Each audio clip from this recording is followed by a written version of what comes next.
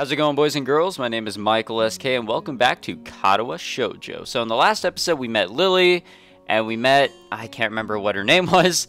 It was the girl with the, with half her face sort of not right. And I'm kind of interested into what her story is about. I'm sure it's got to be quite interesting. Shit, I really wish I remembered her name. I was browsing through the menus here, at least the extras. A gallery, we don't really have much towards the gallery, but like a library here, I guess this is everything that we've done so far, I think. Oh, okay. So, I think how this is set up, Act 1 is, I think, just the common route. And if that is actually so, we have a long way to go. We really have a long way to go for our common route until we go down one of the 5 routes that are listed above. Emmy, Hanako, I think Hanako is actually the girl I was just thinking about. Lily, Rin, whatever the hell, and then Shizune. 2 of these girls we have not met yet, so I guess that's something to look forward to. And these are the only chapters that we have completed so far, so we really got a long way to go. We really do. But I'm excited, and I'm having a lot of fun so far. We're in shared library. We're talking with Hanako. I hope that's actually her name, and I'm not mixing that name up with someone else, but I'm pretty sure that's who this is. Alright, so I guess we're, reading with her, or next to her, in the library, as this chapter is called Shared Library. So I try to read the covers and the introductions of the books I picked up, and she buries her face in her book. Uncomfortable silence consumes us. Ooh. My eyes still wander to her direction, and I sneak peeks at her flowing hair and the scars it's hiding. That's a little awkward. After a while, I realize that she's doing the same and only pretending to be immersed in Life of Pi. Someone did bring up in a comment in the previous video that this is a Western visual novel, and I totally forgot about it. I assume that this is taking place in Japan, a Japan setting, but this is developed here in America, or somewhere around here. So it is a Western visual novel. There's going to be Western themes that are brought up, and probably Western references, such as The Life of Pi, a book that I read, enjoyed for the most part, but that shit was confusing. Movie was alright. Damn, she's still giving us those gazes. Her gaze is not inquisitive at all, though. It darts around like a scared rabbit. I almost said sacred. Nothing sacred about a scared rabbit. When our gazes finally meet, the chain reaction is unstoppable. Ooh, what a transition that was. But I guess, yeah, sudden. She stands up forcefully from the beanbag and takes a deep breath. I've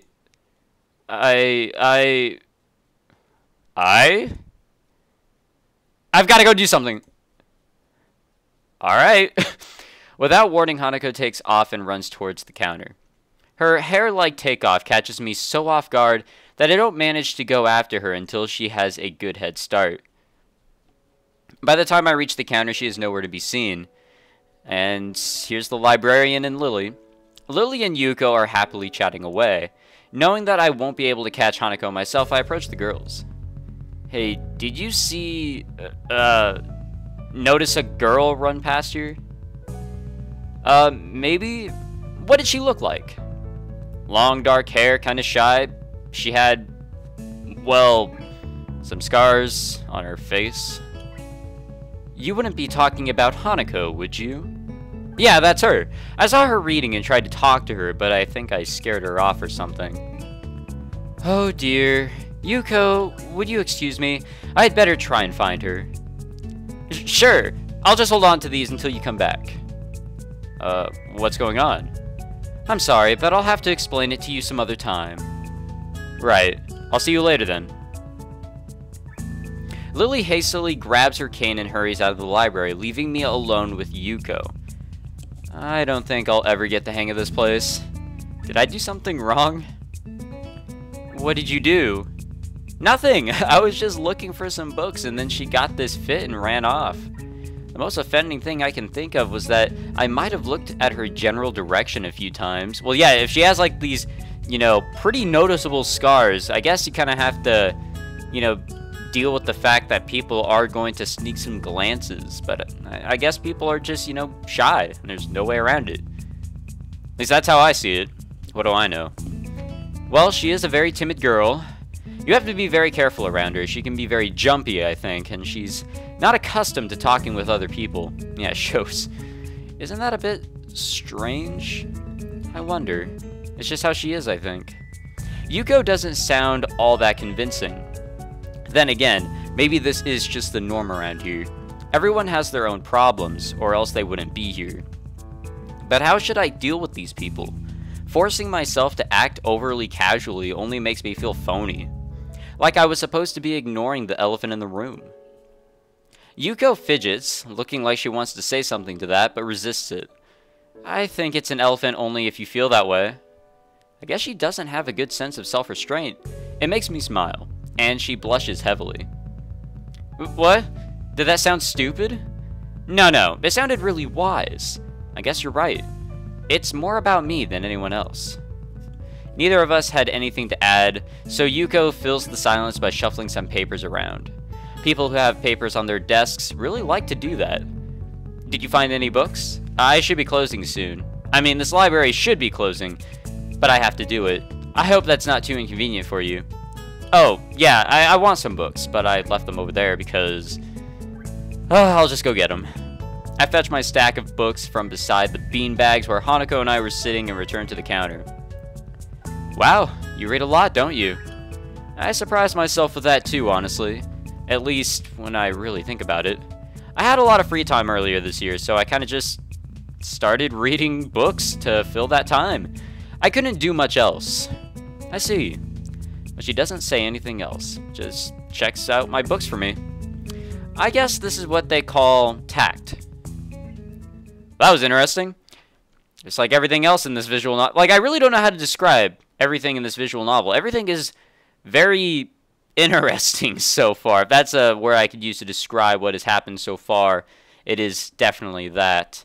There's a lot of confusing parts for sure, and I'm hoping that we get some answers later on.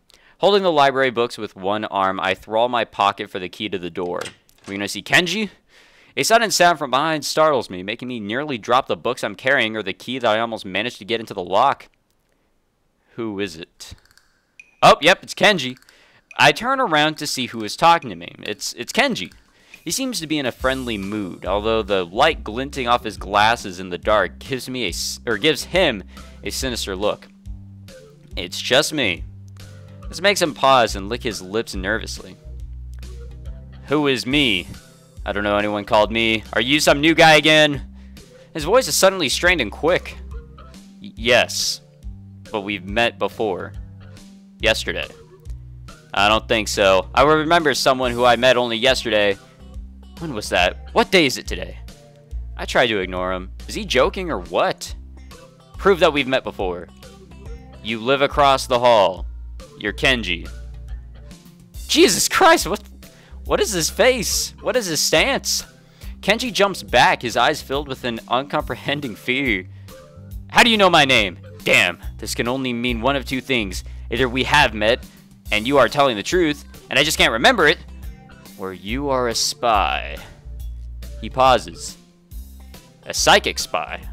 His eyes dart around me, trying to peek into my room, although it's hard to believe he can see anything through those thick glasses. His mood swung from friendly to maniac, or manic, my bad.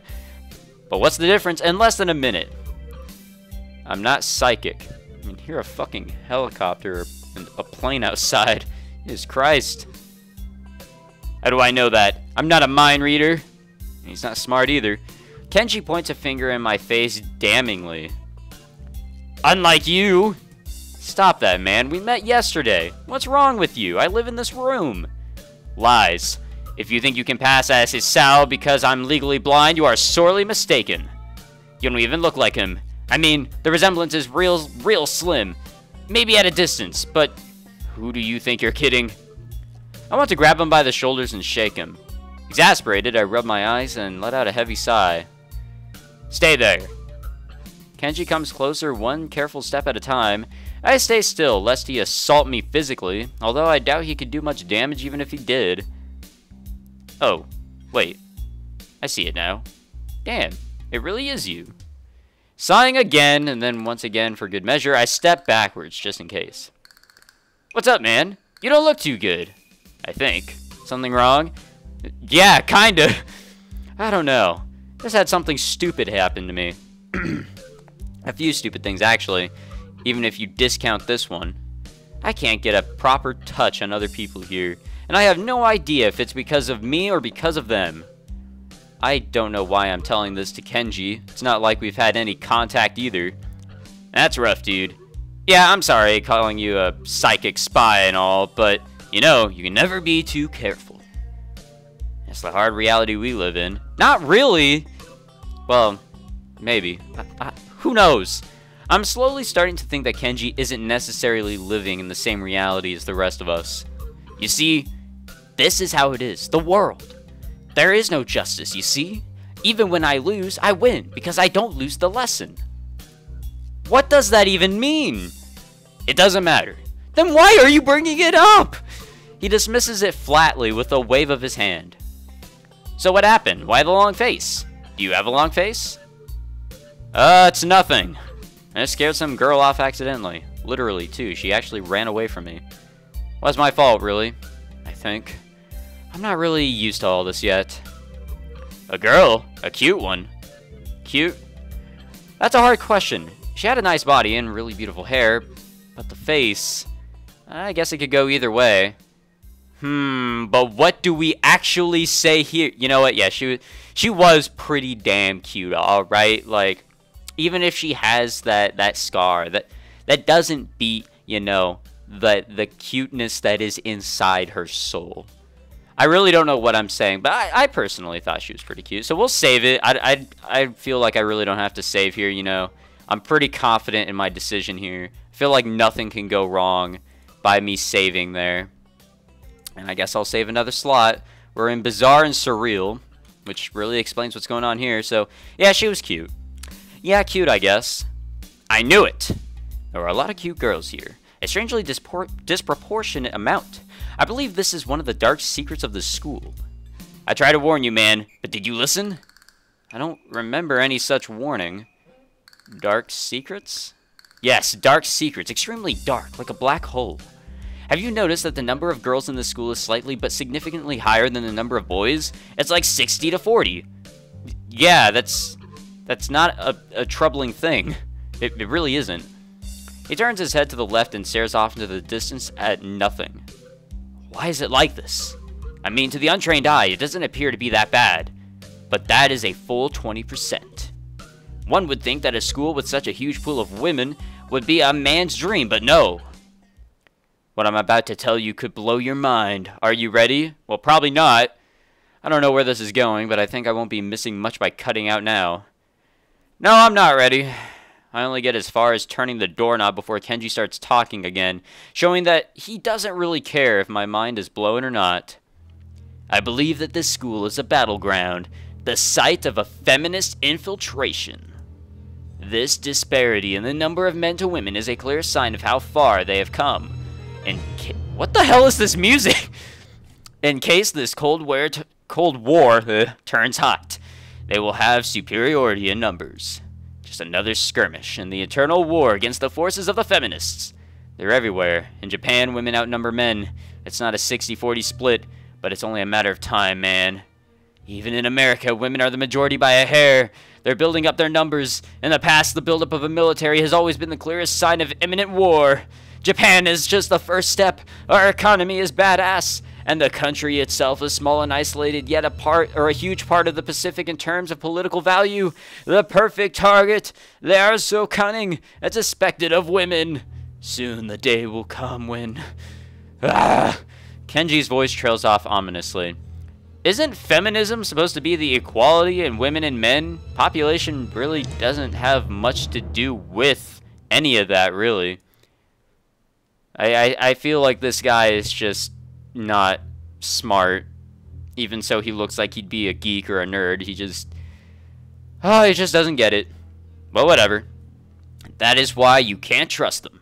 They will string you along and then kill you. Just as they killed me.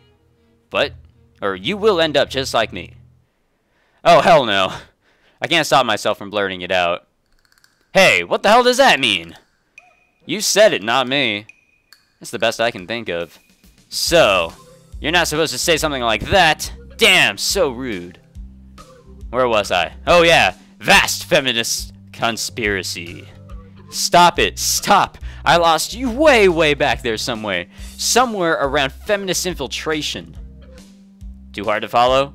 It's cool. I have some graphs and stuff in my room. And puppets. You like puppets? No! No puppets. You don't like puppets. Okay. Graphs are still cool though, right? He speaks energetically, responding almost before I'm done talking, moving his hands in an animated way as he continues to rant on. This is too strange. I had him pegged as relatively normal, but it's clear that I was wrong. Something on your mind, dude? Just thinking about what it's like to be the last sane man in an insane world. Kenji frowns, looking deeply upset. You mean that's you? That can't be, because I'm the last sane man in an insane world. That is my dream. You can't just steal a man's dream. What the hell? There can't be two last sane men. It would invalidate that whole last part. And that part is kind of important. There can only be one. Like in that foreign movie where there could only be one. And in the end, there is only one dude left because that was the point. Man, this guy is really good at rambling on. I would say he does a way better job than I do. I have never seen anyone talk so heatedly and so defensively about absolutely nothing before. Anyway, if you wait here, I can get my graphs. I also have a list of the other dark and complex conspiracies that the school holds as tangled as... Quick, finish my analogy for me. Be a pal. I'm going to go to bed now. It's extremely late. That doesn't sound like an analogy, but whatever.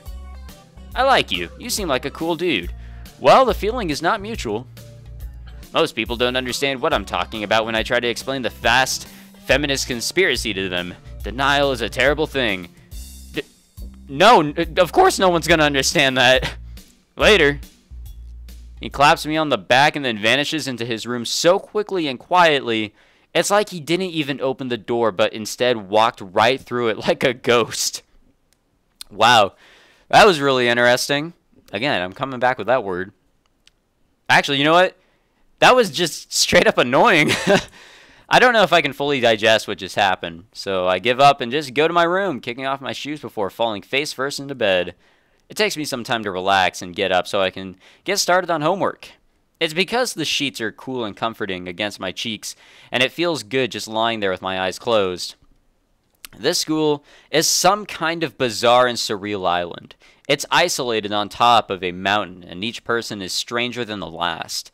I just can't seem to fit in. What irony! One would think that fitting in a place that's made for people who are unfit for anywhere else would be easy. Maybe I'm trying too hard. Although I say that, it doesn't help take the edge off, and the words are left echoing off the empty walls. I guess it's not as bad as I expected, though. This place really is more of a school, and less of a hospital pretending it's a school than I thought it would be. If nothing else, the scenery is beautiful. I open one eye, seeing the school books and bottles of pills arranged side by side on my desktop. Maybe this place is too much like a normal school after all. I think that's it for that day. Yep, this nice little animation here. Katawa Shoujo. I like the logo. I've never brought that up, but the logo is really simplistic and straight up nice. So I guess it's the third day. Our third day at this lovely school for the disabled. I feel very tired this morning, probably because yesterday itself was a very tiring day. On top of that, I woke up far earlier than necessary. After saying hi to Shizune and Misha, I start doing the work as instructed from the board. It already looks like today is going to be heavy. I don't have a problem with that now, though. Shizune and Misha might jump on me trying to get an answer about whether or not I've decided to join the student council, even if it's just one day. I wouldn't put it past them to try, and I don't have an answer for them if they do. So, the situation is convenient for me. About 10 minutes into class, Hanako walks in and takes a seat, but no one looks at her. The teacher doesn't even comment on her lateness. He does, however, stop us to say that we're going to take a break, or we're going to break into groups again. I turn my head to see that Shizune and Misha are looking at me. Lovely, it's the normal trio. Shizune gives me a smile that is equal parts cute and menacing. This is a smile that says, we have you now, there is no escape. Hee-chan, it looks like we're working together again. Yay yay. Misha leans sideways while Shizune pushes her desk closer to mine. There really is no escape now unless I were to jump through the window. Not a bad idea. Jumping out the window isn't the best option, sadly. What's wrong, Hee-chan? Oh, Hee-chan, have you been thinking about what you said yesterday? You said that you would think about joining the student council, didn't you? Well, I guess, I guess our prediction was a little right. It's okay, Hee-chan. We were talking about it after you left, and it would be rude to expect you to already have an answer for us this early, right? Right. Haha! I eventually will stop laughing for her. It's going to be a pain in the ass. It seems like that's just a part of who Misha is, and I don't want to keep on doing it. I'm so happy you two were able to have a laugh at my expense, and even more pleased to know that you both know how crazy the two of you can be. Now that that's over, Shizune snaps back into serious mode and smacks today's assignment with the back of her hand in an overly dramatic and important way. When I actually look at the stuff, it's mostly just reading.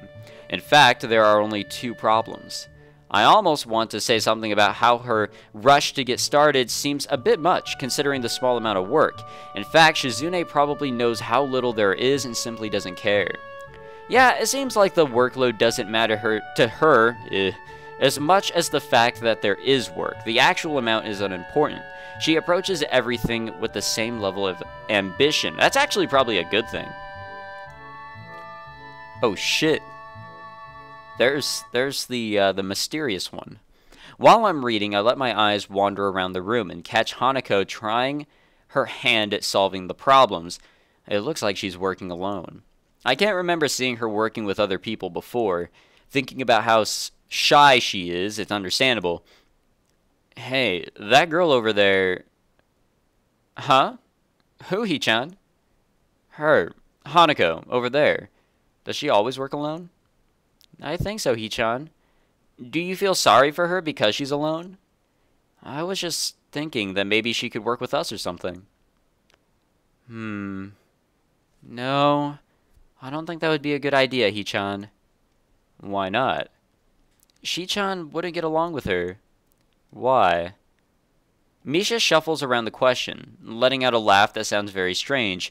It's nervous, but still has that lilting up and down quality present in everything she says. I'm sorry, guys. Just, I'm starting to mess up more than usual. Just because, Hee-chan. By now, Shizune has noticed our conversation, and it makes me realize again how Misha has been signing everything she has been saying this whole time. Oh, fuck. What, Shi-chan? The friend of my enemy is my enemy? That sounds so harsh. I'm not going to say that. You said it anyway. I know, Hee-chan. It's fine if you overhear. I wonder if this is Misha's way of keeping things fair, since without her, I wouldn't be able to understand a thing Shizune is saying, and vice versa. Is that also why she signs all the time? So there is never a conversation Shizune will be left out of? Anyway, we should start on the problems now, Hee-chan. Alrighty.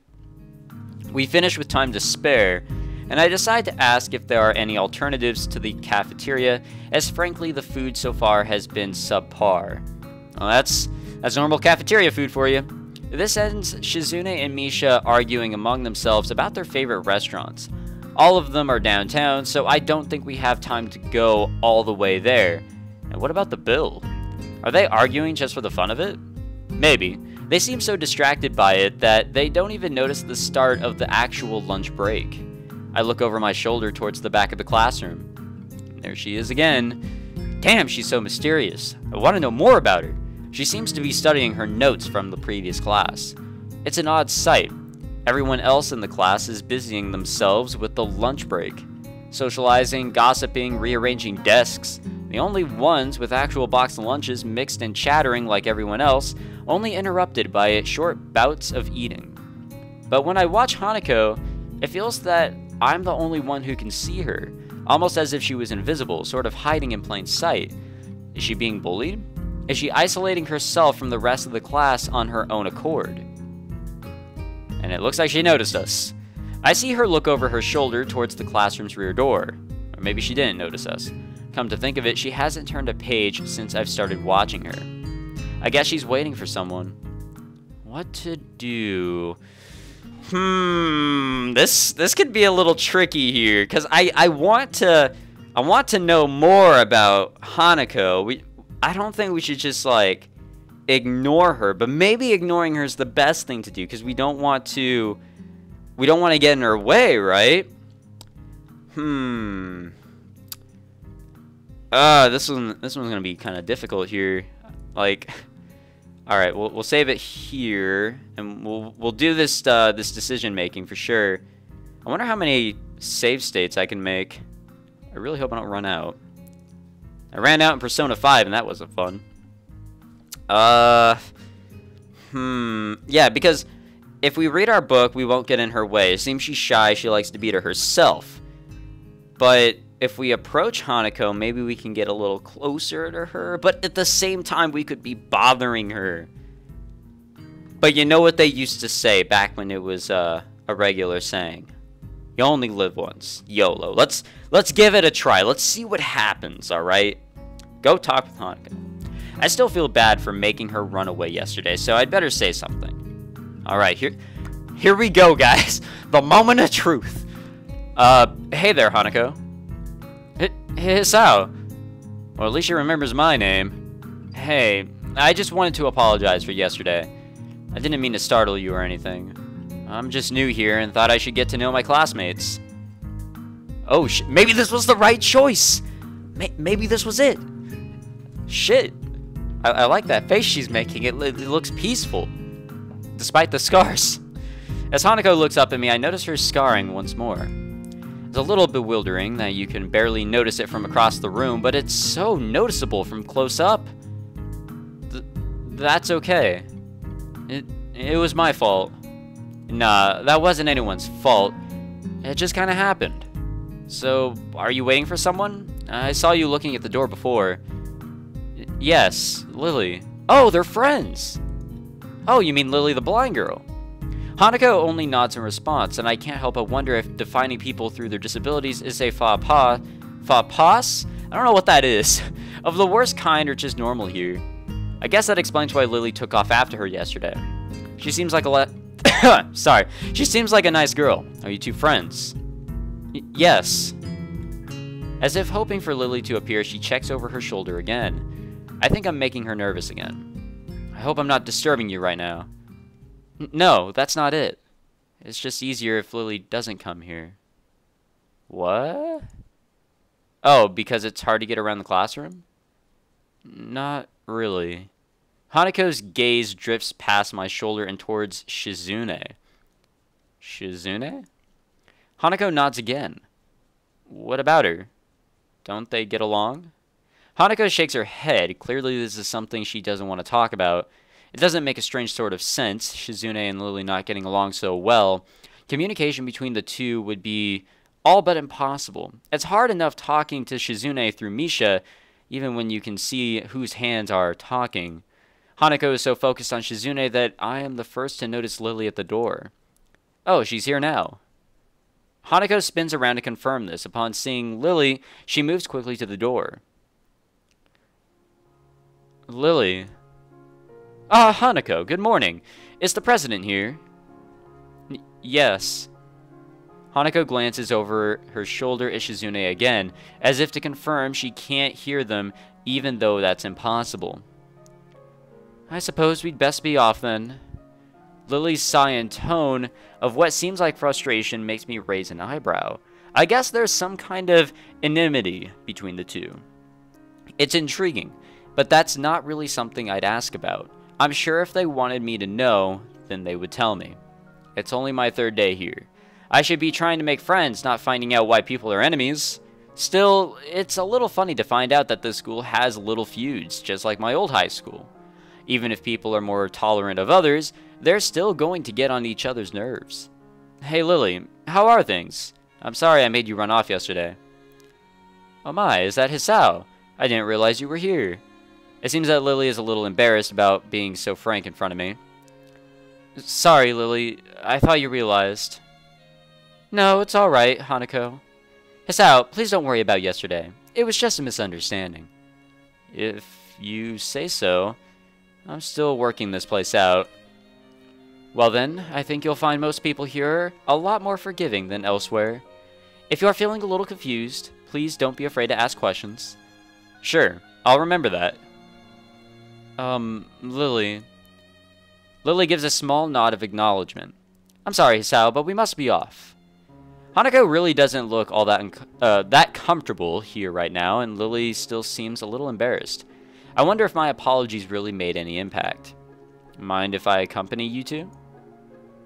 I know I'm kind of pushing it, but Lily hums quietly, still smiling.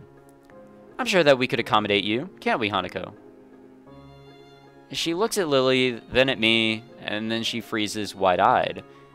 Sure. Well then, shall we go? I'm sure Lily wouldn't do this so easily if she saw how scared Hanako looks, but it can't be helped now. Declining after the deal is sealed would only cause confusion and problems. Alright, well that was interesting. We're learning a little bit more about Lily and obviously Hanako. Man, shit's getting good, or at least I would say so. So what are we on now? We're on Meet Cute. Whatever the fuck that's supposed to mean. So, as next time we'll do that.